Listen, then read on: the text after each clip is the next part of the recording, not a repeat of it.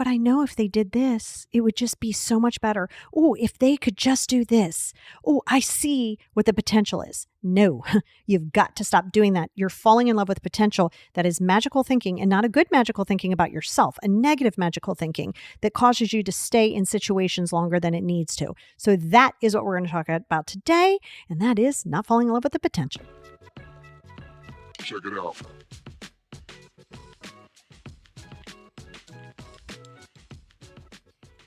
Hey, everybody, and welcome back to the Positivity Experience. It is your girl, Lori, and I'm so excited. Yes, I know. This week I thought was going to be, let me tell you the more reasons that we stay in relationships. But I was thinking I might still end up doing like the big one, but I kind of like breaking these down in individual things because there's a lot of reasons why we stay in relationships. And I think maybe instead of going through the 10 all at one time, I'm going to kind of continue to break them down like I did last week. So we know last week was based in your preoccupied, anxious attachment. And this is the second part of it. Well, they're not in any specific order, but this is number 2 for us. And before we jump into that, there's going to be over on Patreon, there's always going to be the worksheet, and the worksheet is going to give you a little bit of guidelines on how you can start shifting some of this magical thinking that is not helpful. And it gives you a place to start. So if that's your jam, you can join me over at Patreon at patreon.com/the positivity experience, or you can go anywhere that you're getting this podcast right now. Go to the notes, to the description, and you'll see become a Patreon. You can click it and it'll take you right there. But yeah, so as we get into that, I want to go into that because magical thinking magical thinking can be phenomenal when you're talking about yourself, when you're like, and I don't mean like over the top, ridiculous magical thinking, but like, hey, you know what? I'm very balanced. Like I'm going to sit here. I know that I can reach these goals. That people call that magical thinking too. Yeah, that's not what I'm talking about here. I'm talking about you falling in love with a fantasy, you going into, and I put this one specifically after this because it is part of that anxious attachment, but it's also part of fear-based, like a disorganized, like fear-based avoidant as well. And that's because sometimes you want to avoid being with yourself. So I want to talk to you about it because the idea of, wow, this person could be my person if they would A, B, C, D, E, F, G. If this job, it's not even just about people. So we're going to talk about people. Yes, it's going to be most of it, but this pertains to everything, a job, a situation, of any sorts. You fall in love with this potential. I see what it could be. And this becomes way problematic in relationships, not just love relationships, but like relationships where you're like, well, but I see your potential. That's great. And I'm glad that you can see that. That person has to see the potential, because if they don't see their potential, and this isn't like potential in making you happy, potential in themselves. You know, sometimes you see people and, let's say they're in depression or they're in this like dark space and they can't really see anything, but you can see more of a future for them than they can. That's great that you're holding space. It is not up to you to be like, but I see this for you. Don't do that. Do not under any circumstances do that, because to them, that's very invalidating, right? When you're in a dark place and then somebody says to you, oh, but I see potential. They're like, yeah, I really don't want to hear that. So what you have to realize is when people are going through that, you can be there, but sometimes you got to be there from afar. Like you got to stop trying to make it right and do all of those things. Anyway, that was that piece of it. Not really what we're talking about today, but the potential I'm talking about that becomes problematic is when you're like, well, and this is big in narcissism. Oh my good Lord, this is big in narcissistic relationships. Huge, huge. So a narcissist knows that if I give you just enough, if I breadcrumb you just enough, and I give you enough that you can see potential on where this is going, I can keep you on the fish hook, right? So if I give you just enough and you go, this is how this could be. Yeah, pump your brakes. Right? I know it's harder when you're involved with a narcissist and you got the trauma bonding, but listen to what I'm telling you. Do not fall in love with a blip, a little spark of hope. Do not do that. You have got to see it as it is. And a good way to do that is if you look at any situation, again, doesn't have to be love relationships, but yes, especially there too. Is it causing you more grief? Is that not the person? Is the relationship causing you more grief, like more stress than the joy? Do you feel like you have to walk on eggshells? Do you feel like you're changing who you are? Do you feel like you're insecure? You got to figure out who they're following. Yeah, that's not love. Stop that. Stop it. We've talked about it. But the problem comes when you look and you go, this relationship could be Amazing. Now we're setting these unrealistic expectations. You have literally put your entire happiness, in quotations over here, your entire happiness, your entire future, your entire everything into a person. Hard pass. Do you know how much responsibility that is? And by the way, it isn't just about you doing that. Don't allow other people to do that. You can't be somebody's center of their universe. You cannot be that person, because you're going to stay in situations for the simple fact that you're like, oh, well, I mean, I'm all they got. So what? So what? You got to stop doing that. That's one we're going to talk about next week, I think, or the following. But the potential piece of it, you can't fall in love with, well, I think if they would just shift this, I could see we'd be great. If they could just fix this thing and this thing would be fine. Okay, again, it's potential. So now you sit there and you have these expectations like, well, they have to fix that. Well, what if they don't see anything wrong with it? What do you mean they have to fix it? They don't have to fix anything. No, they do not. Under no circumstances. You can say, this doesn't align with me. Now that is up to you. You can say, oh, yeah, they ain't got to fix it, but I don't got to have them in my life. And that's valid. That's 100% true.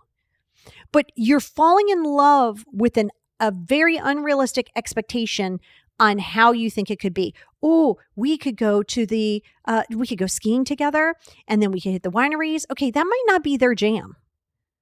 So you can't fall in love with what you think, because then the other problem with that potential is you fantasize, magical thinking.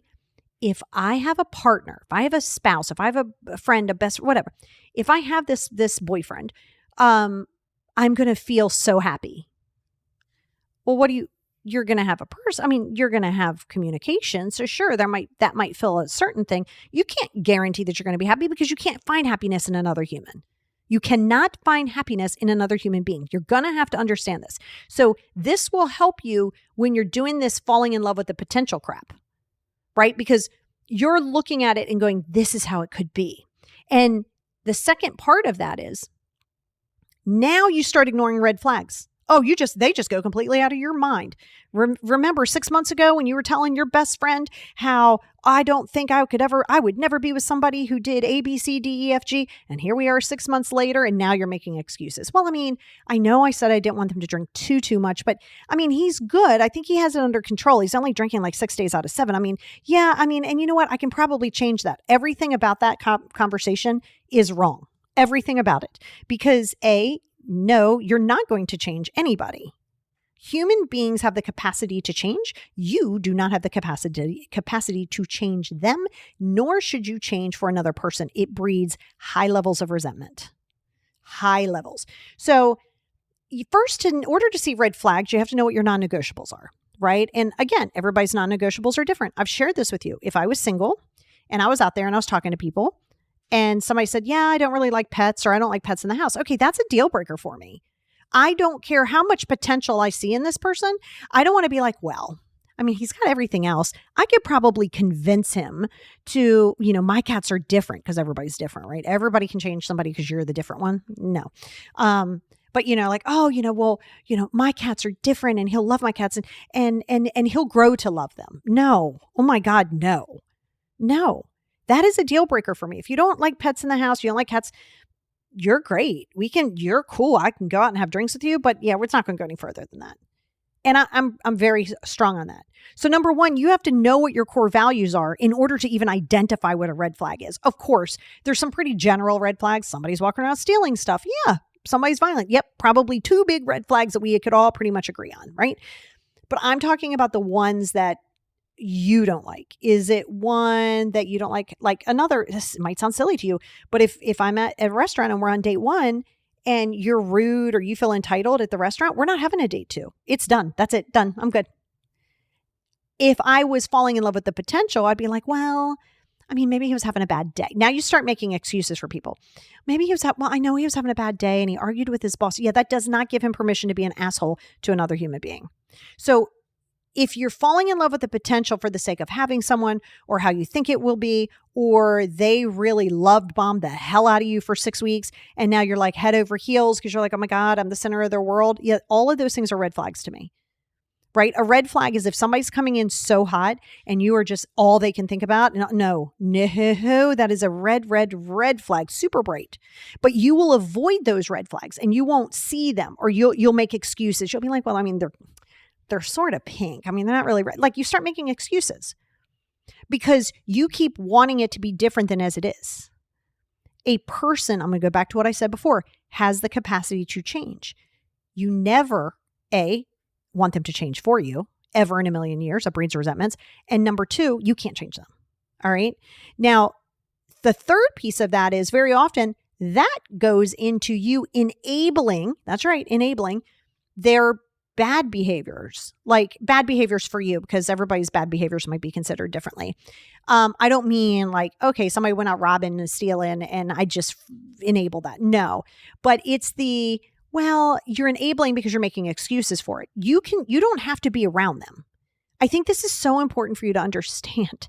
This goes into even like parents, for adult children, by the way, parents, things like that. Like, you can't make people change. And if you enable because you see the potential of what that's going to be, you see that a lot, so much. I see that so much in my practice because people will be like, well, I mean, I know that they're doing that now, but I mean, they're really working on it. Good. Well, you don't have to be there while they're working on it. I think that's something that they need to handle because it's still a red flag. Great. Don't persecute them, but you can't be in a toxic situation and heal, right? So it's just, you can't do that. Like, you can't be in a pile of shit and go, let me spray perfume on me. I mean, you can, it's not really going to do much at all. So by ignoring it and accepting it, listen, you might think this guy was great. Like, sex was great. Everything was amazing. And you really wanted it to be something it isn't, but you keep seeing all of these things, all of these little red flags. And, you go, but I remember how it was when we first got together. Okay, you're here today. I don't give a shit how it was 10 years ago. I don't care how it was the first 6 months that you were together. That means not a damn thing to me right now, nor should it to you. How is it today? Are you guys like, is there some direction? Is it, have you guys talked about it? Have you talked about it? You also don't get to just sit there for some fear of confrontation and not say anything and then be like, well, I mean, I just want them to change. But then and then if you're having these same conversations and things are still remaining the same, well, now again, goes right back to you. That is the definition of insanity, doing the same thing over and over again and expecting a different result. So you got to be careful because when you're setting these unrealistic expectations, if this, and I'll be happy. If I get this job, I'll be happy. If I get this person, I'll be happy. If he does this or she does this, I'll be happy. Stop it. That's unrealistic, magical fantasy thinking. Accept the person who they are today. That does not mean they have to remain in your life, but do not fall in love with this idea of it. All right. Because that goes into number 4. And number 4 is personal sacrifice. Oh my God. Now you start sacrificing yourself left and right. Oh no, we are not doing that. You have got to be your first priority. Oh my God. Like, so much. Like, I'm telling you that, like, that literally is so passionate for me. You've got to be your main priority. And you will start sacrificing yourself personally. You will start, well, okay, like, I don't really like it, but now even if something was a deal breaker, so let's pretend like you have that cat thing like me, okay? I'll give you an example of what that would look like. You love your pets. You absolutely love your pets. You're not going to get rid of them. Like, that's fine. I don't think you're going to go that far. Oh God. And if you were going to go that far, you need to book a session with me yesterday because you're not giving up your pets for somebody. Oh, hard pass. No, they were here before you were here. They were here before the other people were. No, and their family. So, if you feel like the need to do that, that's a big problem. Big problem. But let's say this cat situation happened and then you started saying, well, you know what? I think when he comes over, I'll take the cats and I'll put them in my room and then I'll run the humidifier or the air purifier. Now, why are we doing that? I understand if they're coming over once and they're friends and you guys are talking. This is a person you're going to have a relationship with. So now you're going to put the cats in a room just so this person can come over.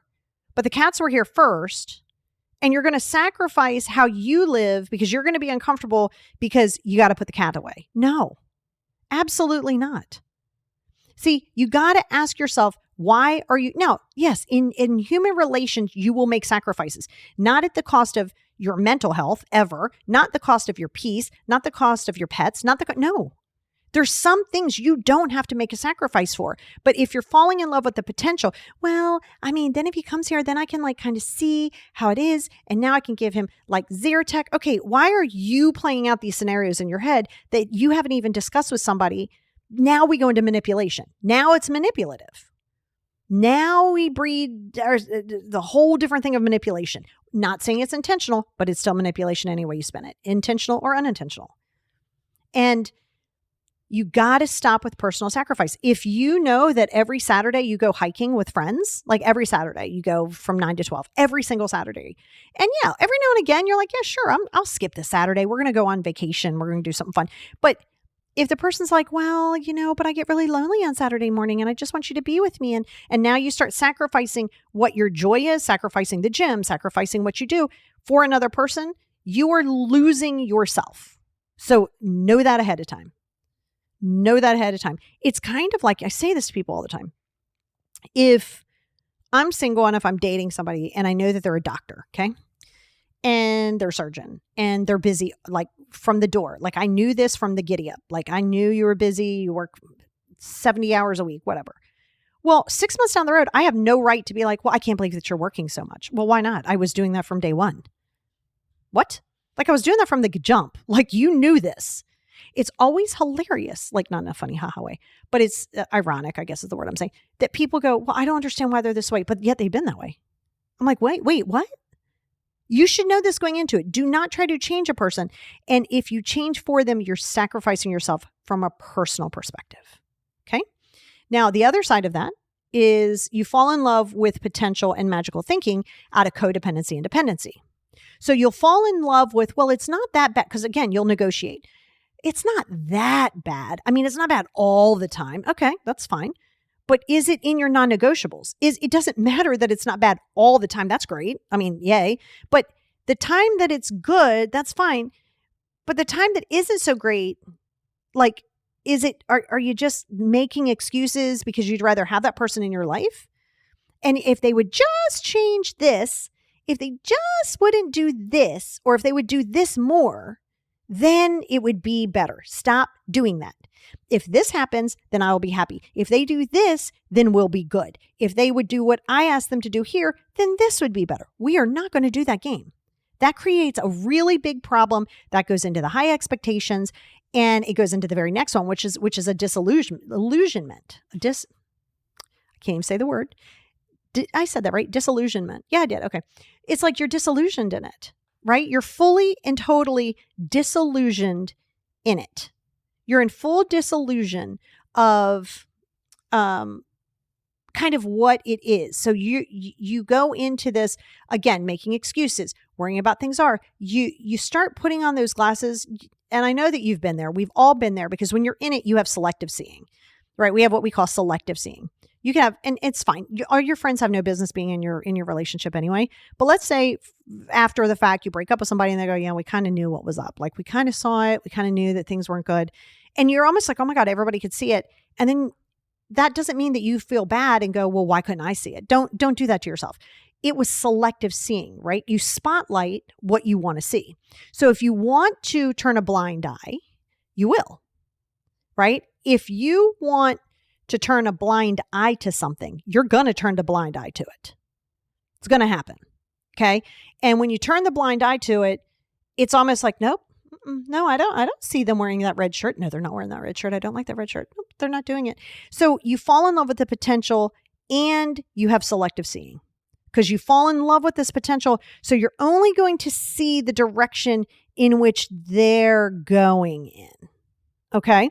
So you have to be extremely careful with that, because it's going to become hella problematic for you.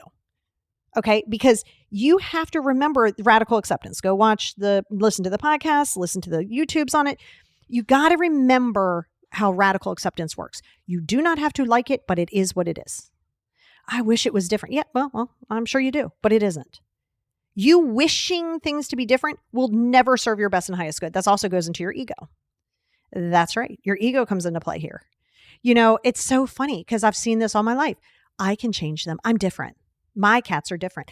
I'm different. I can be more understanding. No, I'm not like everybody else. Well, that's good that you're not like everybody else. But you're also sometimes you stop assuming. Now we go into the assuming podcast that I just did a couple weeks ago.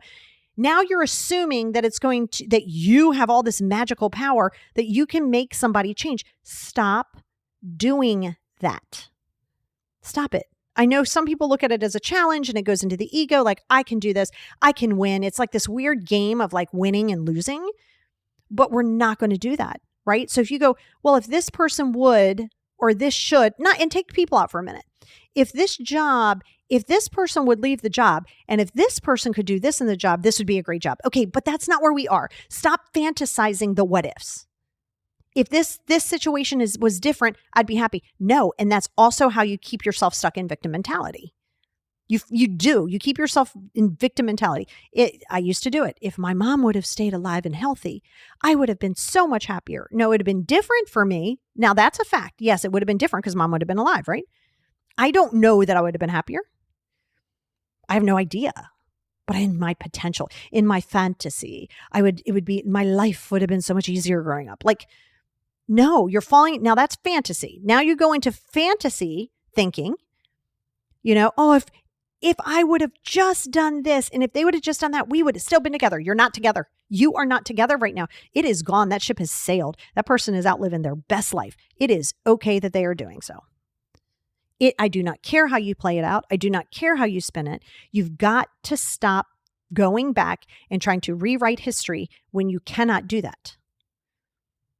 And what that causes too is it causes missed opportunities. Oh my God, you will miss all kinds of opportunities. Holy cow, especially for relationships, but in general, you're going to miss all kinds of things because you're falling in love with such a potential. You're like, oh, this is the potential of blank, blank, blank, right? You're falling in love with that. So you're going to commit to trying to see it through because it's almost changing. And you see that and they breadcrumbed you just enough to give you a little light at the end of the tunnel. So every other opportunity isn't even on the table right now. And this isn't even just about relationships. This is about jobs, and now the other side of that is anywhere you go, there you are. You cannot outrun yourself. Okay. Anywhere you go, there you are. You will never outrun yourself. Try as you may, try as you want, try as you wish. It is not going to happen. And so you can't keep outrunning yourself. All right. So that means if you jump ship in this job and then you go to this job because in your mind you fantasized it of it being so much better because it was $10 more an hour and it was great. But then you're like, oh my God, that money really isn't worth it because it's been a pain in the ass and yada, yada, yada. Right?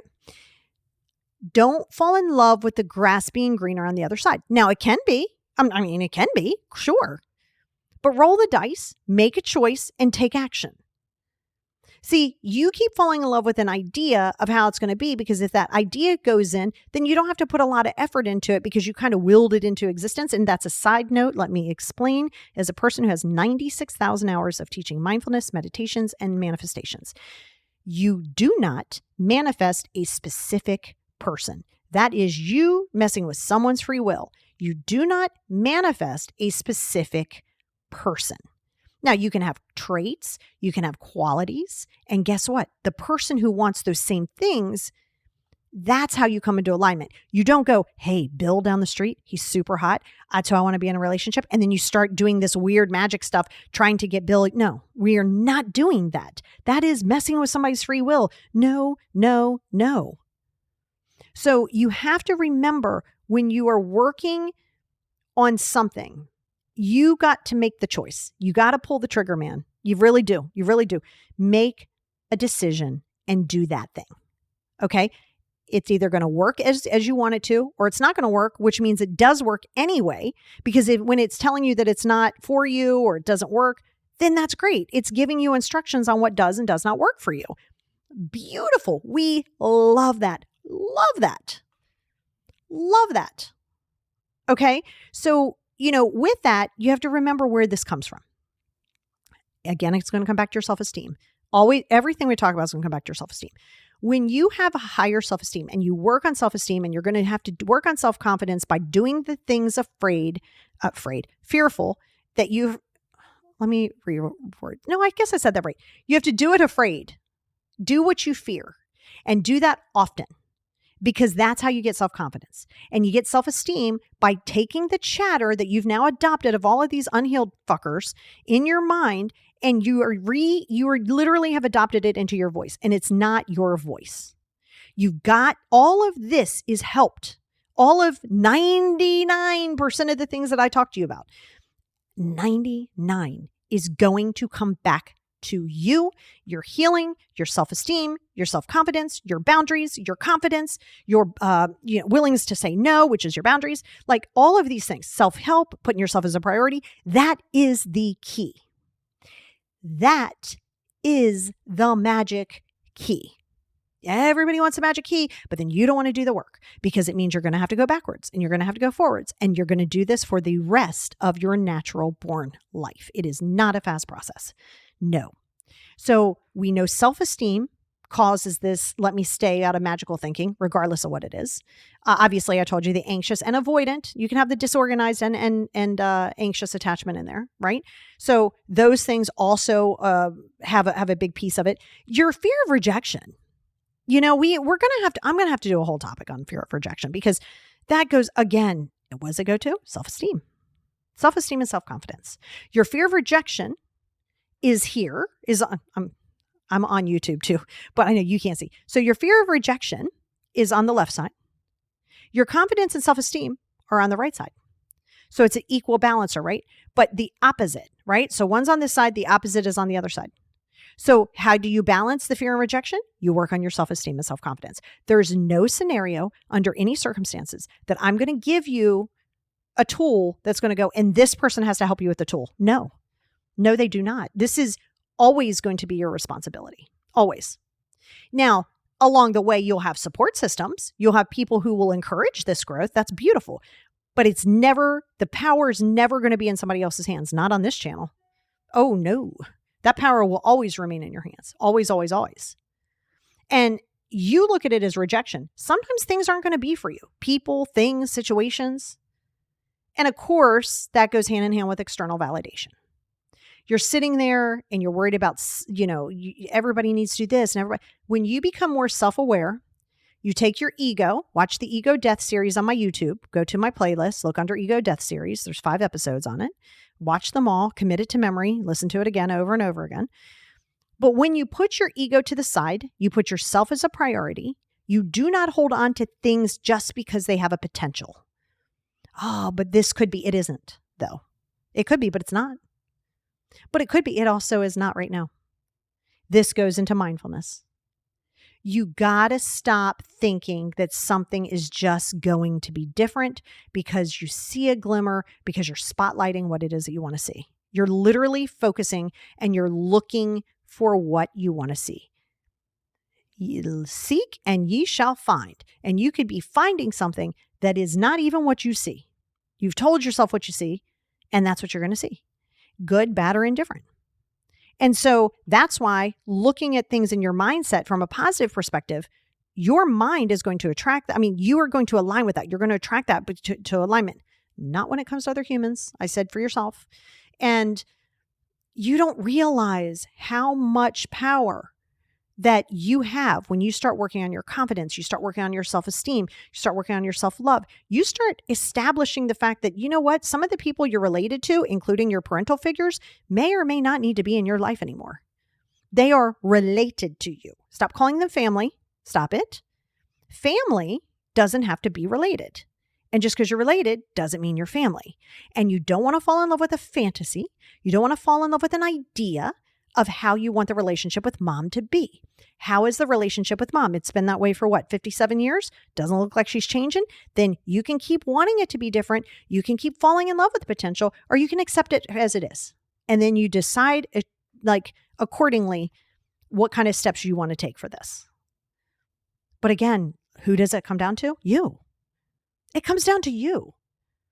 You're giving all this power away. You are fine. People do not have to validate you. You have to validate you. And if you see that it's just not for you, stop looking at the 2 or 3 things that kind of look like they could be, and then the potential of what okay, stop it. They're not Play-Doh. These are people. Stop trying to mold people into as you want it to be and accept them for who they are. Now that goes back vice versa. There might be a time that people have to disconnect from you because you're just not in their alignment. And that's okay. That doesn't mean that you're not lovable. That just means that you guys aren't meant to be. So again, I want you to be very clear. If you're on Patreon, we're going to continue to talk about it. Some ways that you can start working on it. There's the worksheet. But I want you to understand that you got to accept things. Listen to Radical Acceptance on my podcast and on YouTube. And it will help you understand that it doesn't matter if you like it or you don't like it. It is what it is. Things don't carry emotions. We attach that emotional stuff to it. We attach the emotions. Things don't make us react. Things don't make us feel something. It is just is. It's just static. It's just there. It's just noise. It's just actions. We attach it from our past history, from what we want. And when you fall in love with this potential, you're going to start, these red flags are going to be waving in your face and they're just going to be smacking you in the head. And you're going to be like, oh, well, every now and again in the certain sunlight, they don't look red anymore. They're still red flags. Okay. Now we're all, as human beings, are going to carry red flags. It's just what level of red flag is it? And you're going to have to get very, very clear in what does that mean for you? Because my red flags might be different than your red flags. My non-negotiables and core values might be different than yours. That doesn't make neither one of us wrong. We're right for ourselves. Okay. So when you're clear in that fact, now you start seeing it as it is. You're allowed to be sad. You're allowed to be disappointed. You're allowed to be like, damn, I wanted it to be different. That's okay. I hear you. I validate it, but it is what it is. Give yourself time to process it. Give yourself time to feel it, and then give yourself time to release it. And again, magical thinking for self is not always bad, but magical thinking for another human being, thinking that you can manipulate it, that you can change it, and that if they would do blank, I would feel better. If mom would do this, our relationship would be better. If the job would do this, we would be better. If I had more money, I'd be happy. Now that goes into your happiness. Now you start falling in love with the potential on if I had this, then I would be happy. You can't find that externally. Yeah, you can rent it a little bit, but you can't find it. It's not going to make you whole. It is not going to make you whole. Because I'm going to tell you what I said before. No matter where you go, there you are. You will not outrun yourself. I don't care how much Louis Vuitton you put on it. I don't care how many relationships you put on it. I don't care how many followers you have. I don't care how much money you have in the bank. At the end of the day, you're still you. The person who's looking back at you in the mirror is still you. I don't care where you go, what you've done, and how pretty you put the lipstick on. You're still you. So you want to nurture that person. Don't believe the hype of what other people told you about how you weren't good enough and what you didn't do and how you didn't do enough of that and blah, blah, blah, blah, blah. Don't do that. That's their own bullshit that has nothing to do with you. But the same does go to you. The same does pertain to you. Don't get mad at somebody because they're not fulfilling this potential, this idea of how you wanted them to be. You start falling in love with an idea and then you get mad because they're not falling in love. They're not doing those things. They're not supposed to. Okay. You get mad because they didn't fall in line with the narrative and the expectation in which you had on them because you fantasized it that if they did this, then this. But that's the wrap on, your magical thinking. It really is. And you got to stay in your lane. It's like this as an adult parent, right? When you have parents who have adult children, don't fall in love if they would just do this, don't they see? No, let them hit the brick wall. Let them hit it hard. Let them smack their head up against that wall. And then they will find out very, very quickly what does and does not work for them. It is not up to you to come in on your horse with your sword drawn, raising it up going, I can save you. No. And I think that is one of the biggest things for you. And that goes into self-acceptance, putting your ego aside, accepting things exactly as they are, not how you want them to be, and channeling all that anger, all that stress and fear and sadness into healing yourself. You keep looking to validate yourself externally, and that's never going to happen. The only person who can ever do that 100% of the time is you. So if you're going to fall in love with potential of anybody and you're going to fantasize it about anybody and take it and put it into something amazing, yeah, do that shit about yourself. Check it out.